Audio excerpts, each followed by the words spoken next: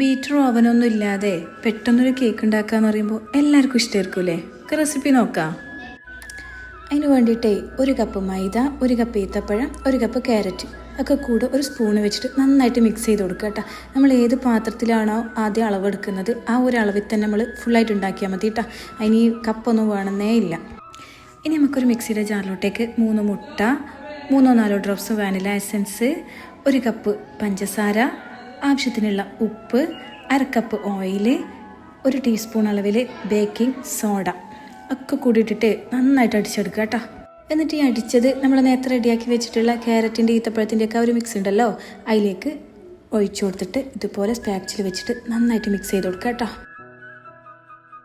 ഇനി ബാറ്ററി കുറച്ച് ടൈറ്റായിട്ട് തോന്നുന്നുണ്ടെങ്കിൽ റൂം ടെമ്പറേച്ചറിലുള്ള ഇത്തിരി മിൽക്ക് ചേർത്തിട്ട് ഒന്ന് മിക്സ് ആക്കി കൊടുക്കുക കേട്ടോ. ഒരു 1/4 കപ്പ് അളവിൽ അങ്ങനെ ചേർത്ത് കൊടുത്താൽ മതിയേ.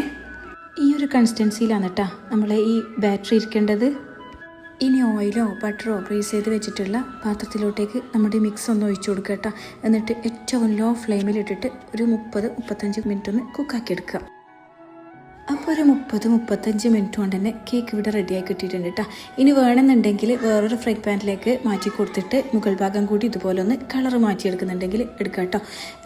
ഇനി നമുക്ക് കേക്ക് ഒന്ന് കട്ടാക്കി കൊടുക്കാം.